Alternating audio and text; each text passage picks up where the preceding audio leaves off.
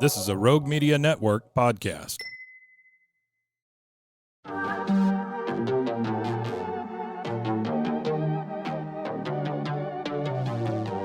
Hey y'all, I'm April. And I'm Caroline. And this is your Bloody Happy Hour. Caroline, are you ready for this? This is your newest guilty pleasure. It's the bloodiest part of your week. Did we say something about it also being happy hour? Show did. Because we about to be sipping on some murder. Bloody Happy Hour.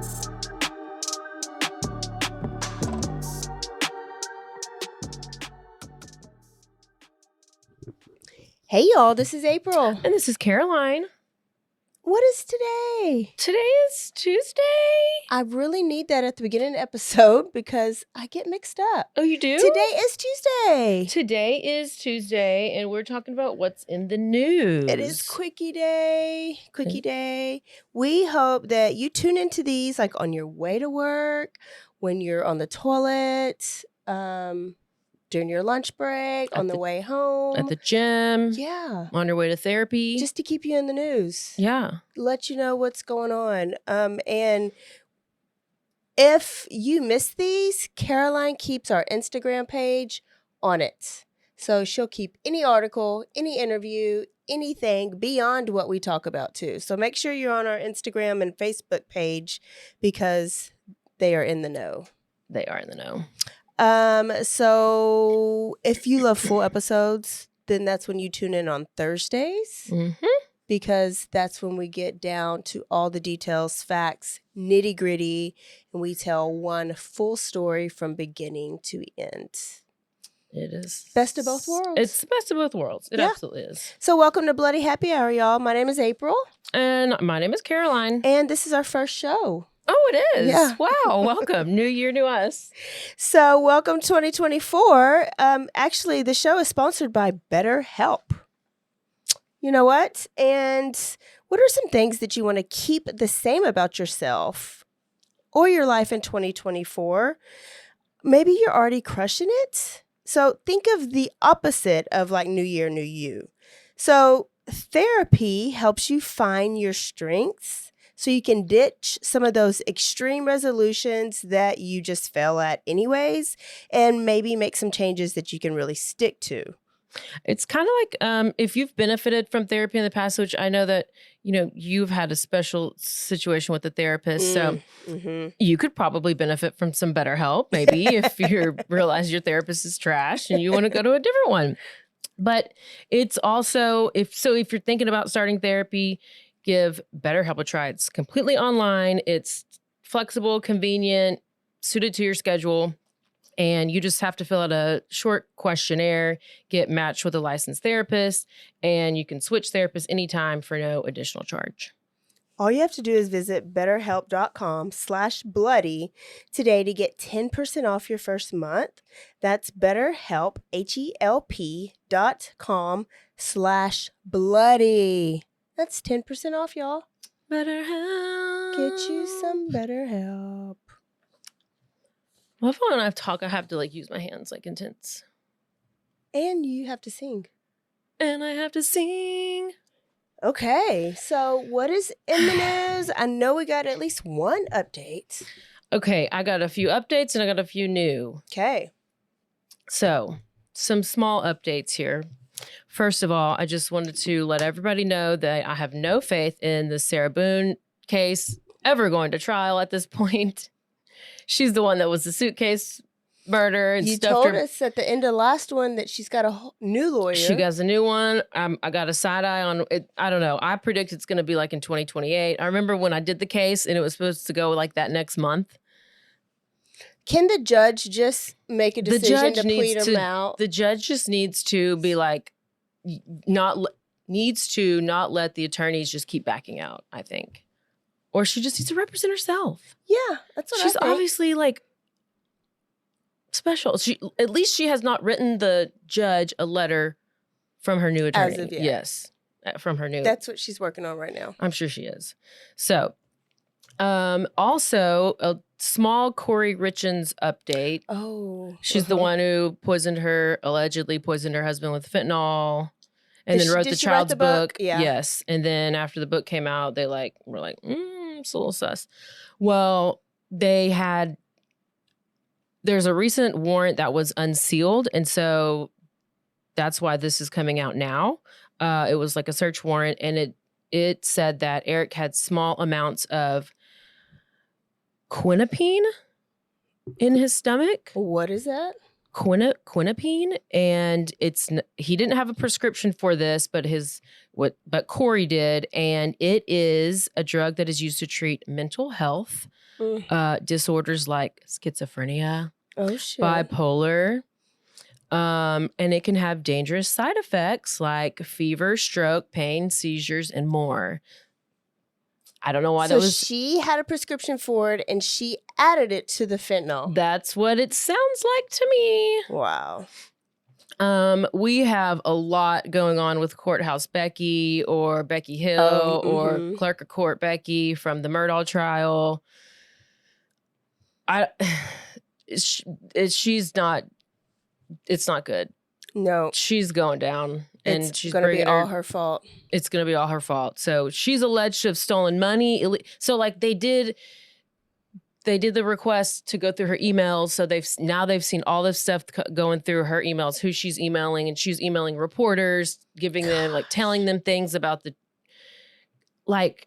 jury. But she just was like, oh, it shouldn't take them too long. And she would just have private conversations with different people, and then she would give them certain seating and just all this stuff that you're not supposed to do. You're supposed to just take the lunch order for the jury, make sure they're comfortable. Yeah, stay in your lane. You don't need to go and no, she did too much, and I think she'd go down.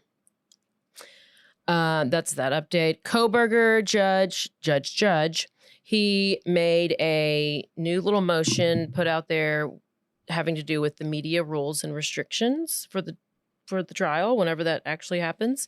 So previously we've had where they would stream the hearing, and then we would get to watch it after the fact. We couldn't watch it live. It was delayed, and then that's whenever I got to watch it. And he allowed That's how most are done? All of them are done? Some of them are live stream, you watch it as it's happening. What was Johnny Depp? Live. Oh, live. Okay. Oh, yeah. Mm-hmm. But this one, they did their hearing, and then 2 hours later, you could watch it live, but it wasn't live. It was delayed for 2 hours because I don't know. I don't know why. I don't know. But now he would allow cell phones. People could tweet and stuff. So now he's no cell phones are permitted, nothing. You have to have them off. No texting, no emailing, no recording, no transmitting audio. Basically, just he doesn't want anybody to be able to post on any platform. Everything is coming straight from the court's the court's YouTube stream. So he wants their courts to make the money. And get all the hits. But people can still stream it from that, but they just can't. Long Crime isn't going to be the pool camera, or Court TV is not the pool camera, because they don't listen to what the stuff that he's been telling them to do. So it can affect how the media will do their job, but they'll figure it out. It should be fine. Savannah Soto and Matthew. Police arrested the stepmother of the man accused of murdering the Savannah and Matthew. So 1 week after father and son were arrested in the connection to the murders, police announced that they have a third arrest, and this woman is believed to have been the suspected shooter's stepmother. Okay. Myrta Romanos, 47. She's charged with 3 felonies, and so her, I guess, common law husband, I don't think she's married to this guy. I think they're just common law. So Christopher Ray Preciado, he's the kid. He's 19. He's charged with their murder. He's also charged with separate cases of abuse of a corpse. The father, Ramon Preciado, 53, he was also charged with abuse of a corpse and helping with his son discard the body. And so then in the surveillance video, you see somebody with the towel, handing somebody a towel, and they're like, there's got to be a third person. There's got to be a third person. Then a week later, obviously they announced that she's she was arrested. She's charged with abuse of a corpse, tampering with evidence, and altering or destroying or concealing a human corpse. So, with her pajama pants and her... Listen, she came out wearing a Ozzy Osbourne Ozzy Osbourne t-shirt shirt with Mickey Mouse pants, looking like a hot mess. They're asking her all kinds of questions like, "Are you sorry? Are you sorry?" You know, and she didn't say anything. She had to know that they were coming. Oh yeah, I would have at least, I don't know, done something. So put on something. I don't think they still know, or we don't know where they were actually killed yet. Like we just know that they put them in the car and left the car in that parking lot. But the evidence does show that they were shot. I don't know. His story, the boy's story, is a whole bunch of made up stuff. Self-defense. One of the officers, whoever was given the press conference, said that they're confident there's no more suspects.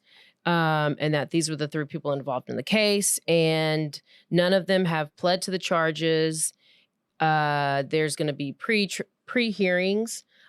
Christopher, who is the boy, is going to be in court on February 5th, and the father will be in court the following day. I can't remember what the press conference said.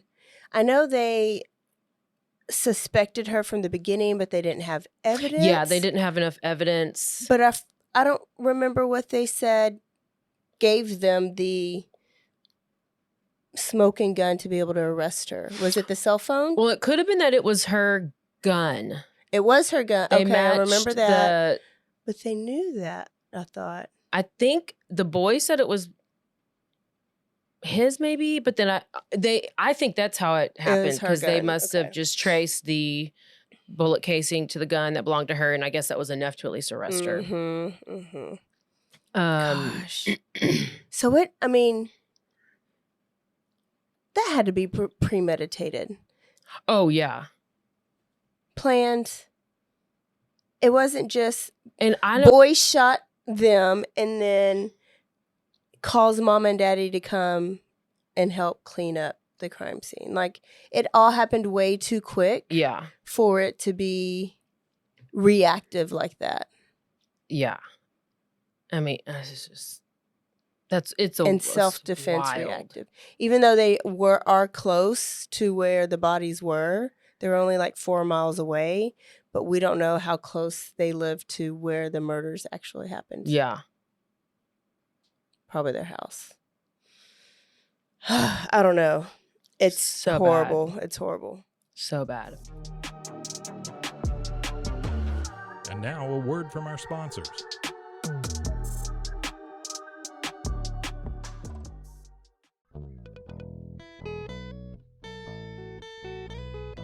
Hi, this is Sarah. And I'm Carter. And this is Some of Our Thoughts. We're 2 Southern sommeliers, and we want to share everything we love and know about wine. We started hanging out during quarantine and cooking and drinking and listening to music, and we just thought this would be a great way to bring everything we know to you guys. We will make wine knowledge and food pairings easy and approachable.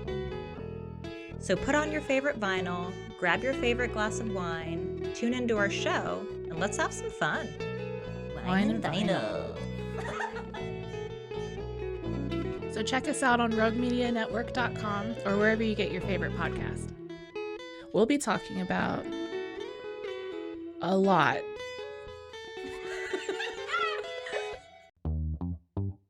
Hi, and welcome to Bustles and Bangers with your hostess, Rachel and Christopher. I love it when you say my name.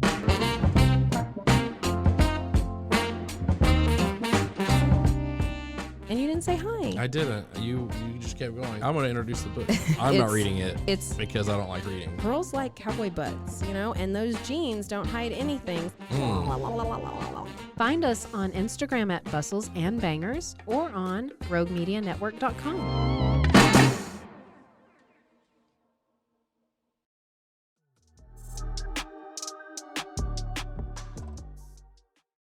So bad. Do you remember the Jennifer Dulos?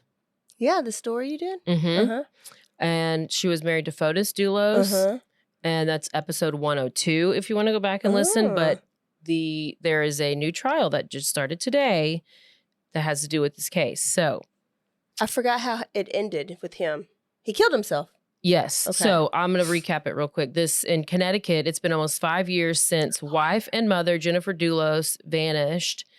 Her husband Fotis Dulos and his girlfriend were arrested. Oh, yeah. But before Fotis could see his day in court, he self-deleted. He took his own life. He killed himself. I think he parked his car and like did the hose, put the hose in the car, muffler, whatever it's called.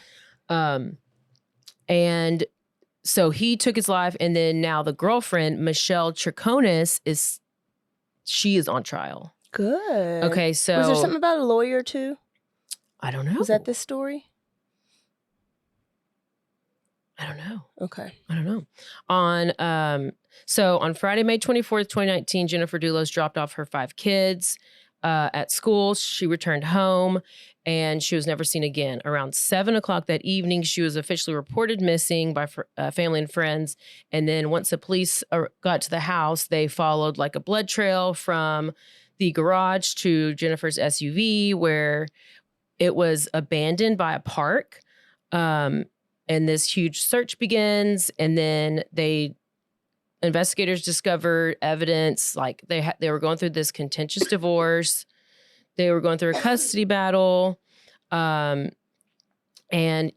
this Fotis Dulos was like super rich guy. And so they lived in this like really nice house. But she was quoted saying, "I am afraid of my husband. I know that filing for divorce will enrage him. I know he will retaliate by trying to harm me in some way." So after the discovery of this, there's surveillance video. So there's Fotis and the girlfriend going around town, like into dumps, like dropping things off into random dumpsters around town.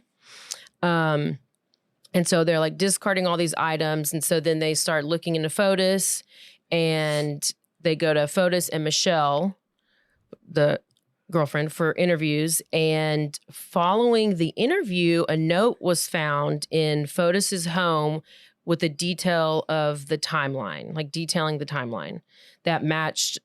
So the timeline matched details that the girlfriend had given to police in an interview recalling the day of Jennifer's disappearance. Does that make sense? So they interview this Michelle girl like 3 total times, but her information keeps changing. But they have this timeline that they found, like they have the evidence of that. So they're like, well, what's really the story? They have never found Jennifer's body. Gosh. I'm pretty sure they just like before this trial started a few weeks ago that they pronounced her dead. So what are they charging her with? They are 3 counts. This girl's charged with, okay, so Fotis was arrested and charged with 3 counts: murder, felony murder, and kidnapping. But 3 weeks after he was charged in the murder, that's when he killed himself. Okay.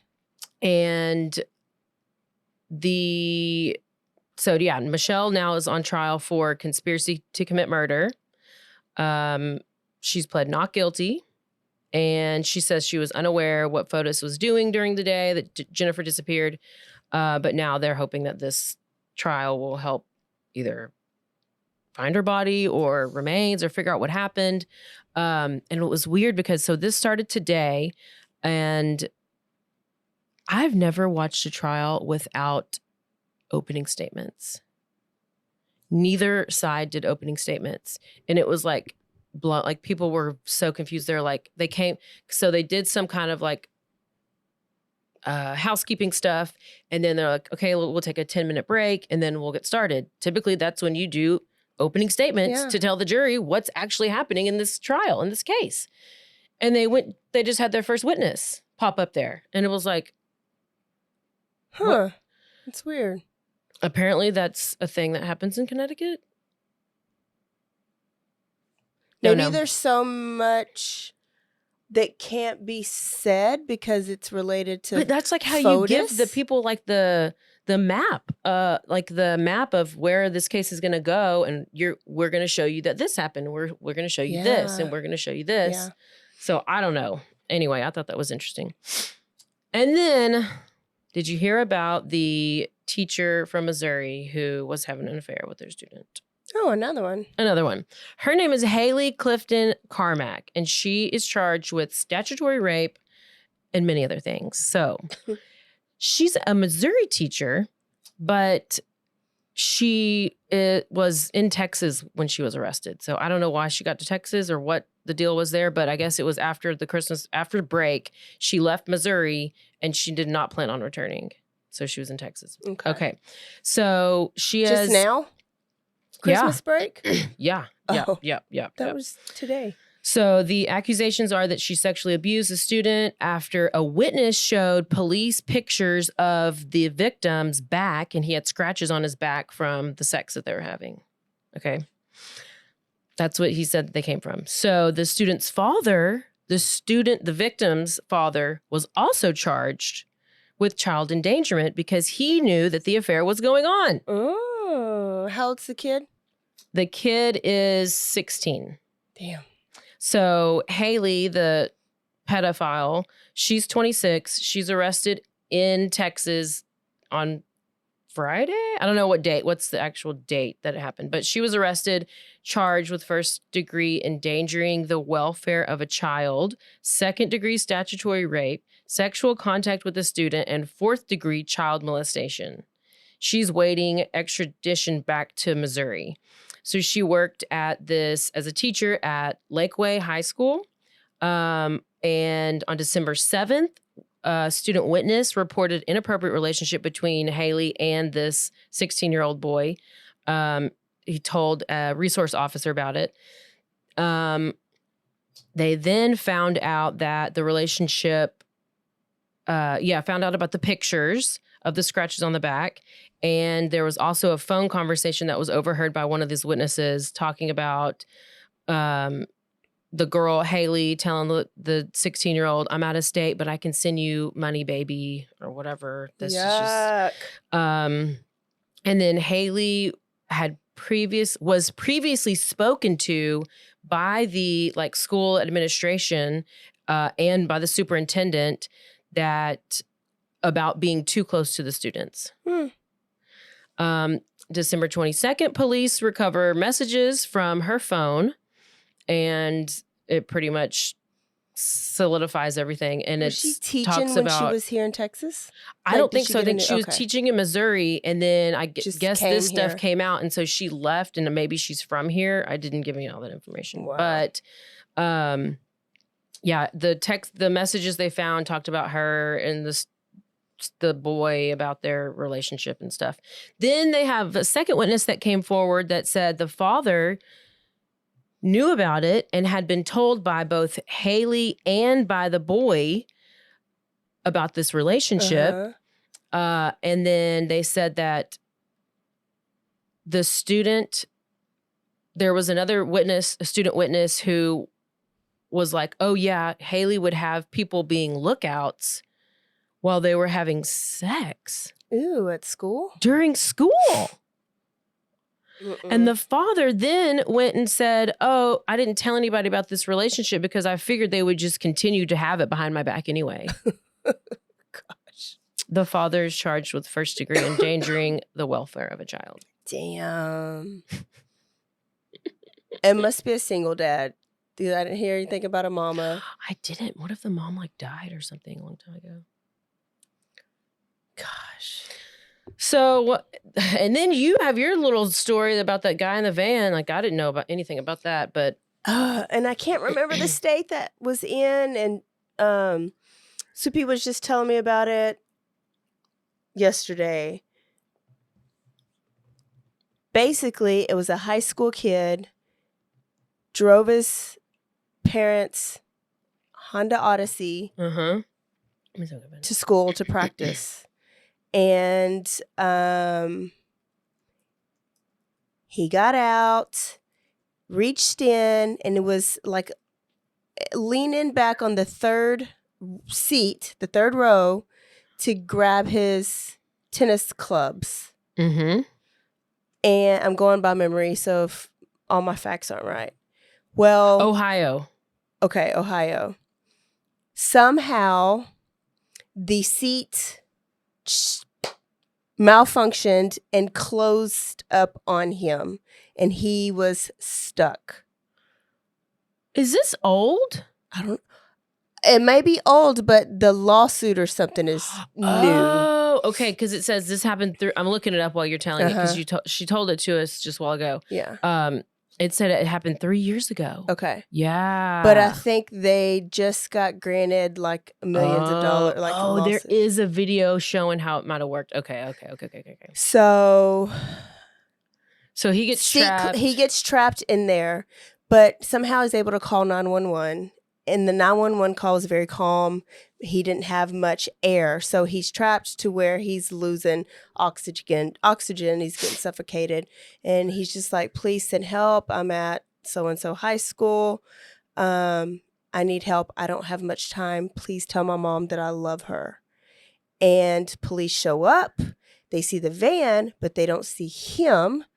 But he's like trapped, locked in between this third row seats, and I'm sure they just looked in like the driver's seat and the passenger seat, and they leave. And hours go by, and he doesn't show up to practice or home after practice. So his family tracks him to where his van is, and they find him in there, and he's dead.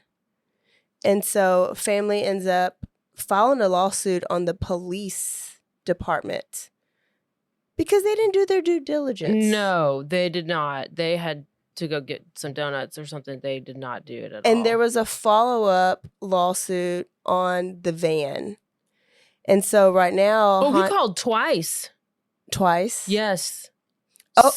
Yeah, Kyle's second because call. I think the police came out twice, too, maybe. And he said, "This is not a joke. This is not a joke. I'm trapped inside a gold Honda Odyssey." Hello? Go look inside it. Go look all the way inside of it. I don't. That's so awful. It is. I could not stop thinking about that. Wow.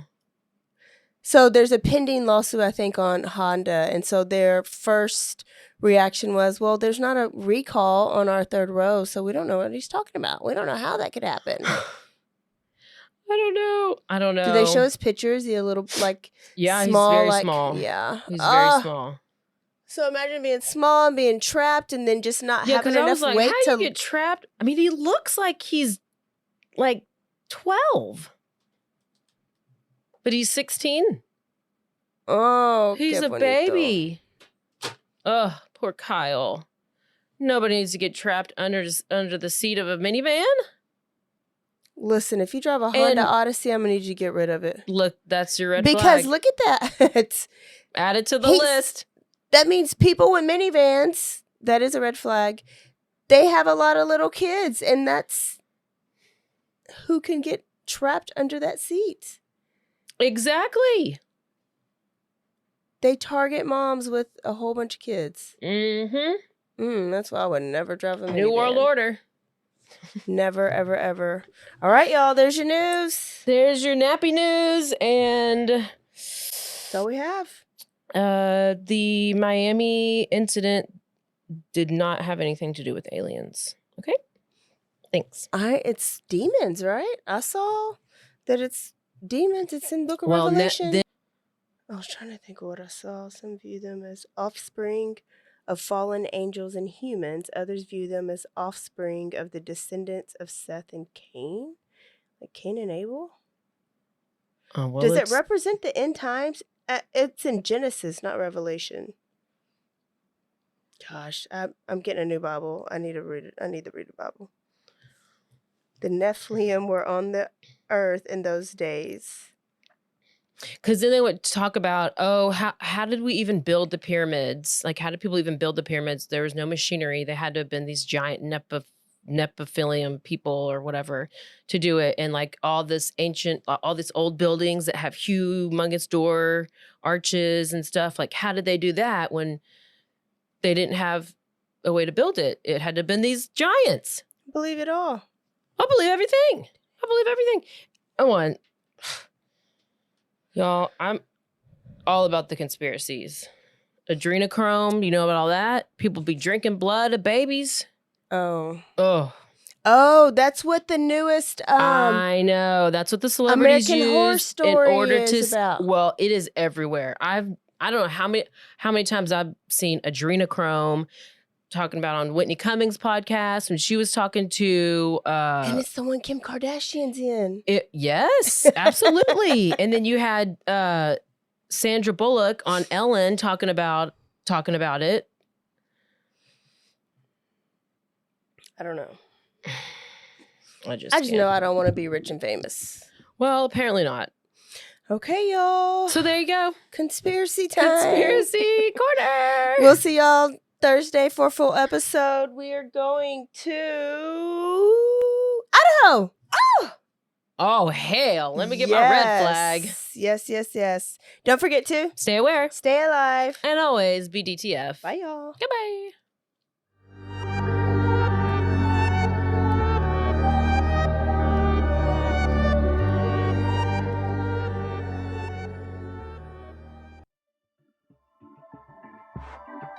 This has been a Rogue Media Network production.